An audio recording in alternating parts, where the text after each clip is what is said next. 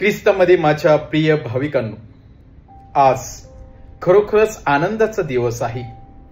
कारण आज देऊळ माता बाप्तिस्मा करणारा योहान याचा सण साजरा करत आहे. देऊळ माता मुख्य करून 3 व्यक्तींचे बर्थडे किंवा वाढदिवस साजरे करत असतात. एक म्हणजे प्रभू येशू ख्रिस्त, ज्याचा आपण वाढदिवस मोठ्या उत्साहाने साजरा करतो. दुसरी व्यक्ती म्हणजे नित्य कुमारी पवित्र मरिया आणि तिसरी व्यक्ती म्हणजेच बाप्तिस्मा करणारा योहान.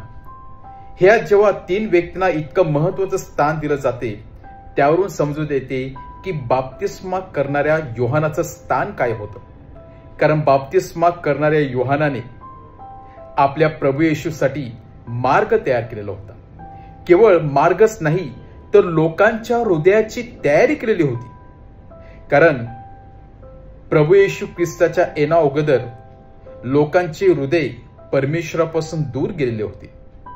लोकांची मने भरकटलेली होती. मनुष्यांना, लोकांना पश्चाताप म्हणजे काय आहे, पाप म्हणजे काय आहे, नवजीवन म्हणजे काय आहे याची काहीच कल्पना नव्हती. आणि अशा लोकांची तयारी करणे, त्यांच्या हृदयाची झडती घेणे, त्यांना परमेश्वराकडे आकर्षित करणे हे पाहिजे तितकं सोपं नव्हतं. परंतु बाप्तिस्मा करणाऱ्या योहानाने हे मोठं आश्वासन, हे मोठी चॅलेंज स्वीकारली.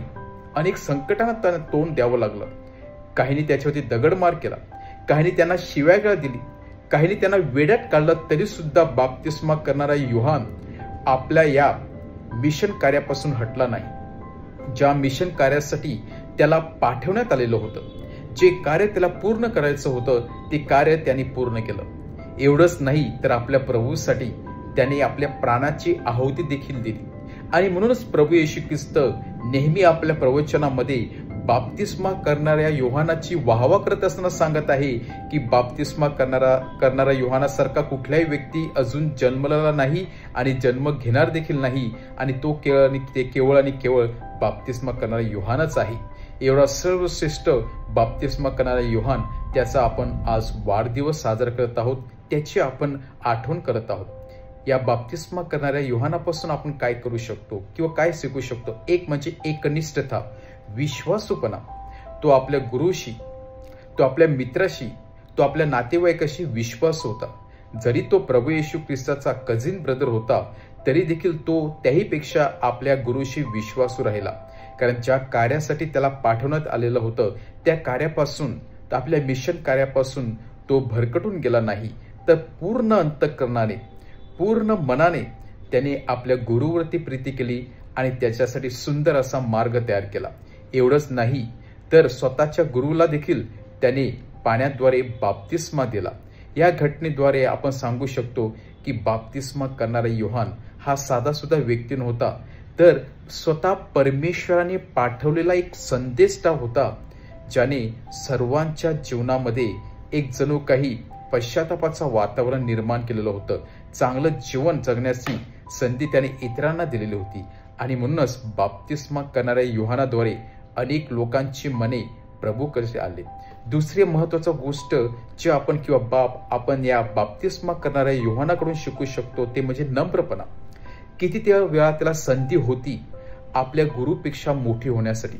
कारण लोकांना माहिती होतं की बाप्तिस्मा करणारा योहान हा मसायाच आहे.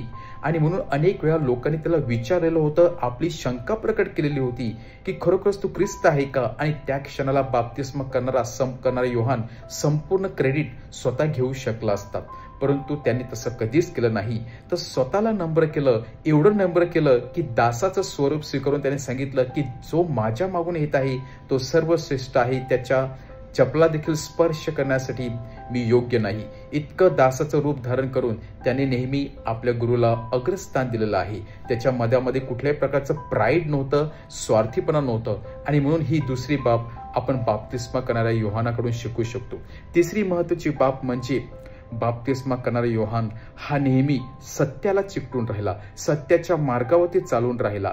आणि म्हणूनच जेव्हा जेव्हा त्याला संधी मिळाली इतरांना योग्य मार्ग दाखवण्यासाठी, दिशा दाखवण्यासाठी त्या संधीचा त्याने चांगल्या प्रकारे उपयोग केला. आणि आपल्या समोर ठाऊक असं आहे की हेरोदसारख्या राजाला देखील त्याने चॅलेंज करून त्याचं जीवन जगत होता ते वाईट जीवन त्याला दाखवून योग्य दिशा दाखवण्यासाठी त्यांनी प्रयत्न केला, परंतु त्यासाठी त्याला आपल्या प्राणाची आहुती द्यावी लागली. परंतु तरी सुद्धा तो आपल्या सत्यापासून भरकडून गेला नाही.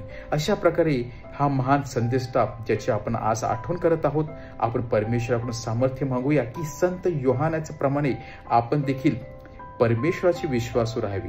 आपण देखील आपल्या मिशन कार्य मोठ्या उत्साहाने पार पडावे व आपण देखील सत्याच्या मार्गाने जावं. आपण देखील जीवनामध्ये नम्रपणा धारण करावा. म्हणून आपण आज विशेष देणगी परमेश्वराकडून या बाप्तिस्मा करणाऱ्या योहानाद्वारे मागूया. आमेन.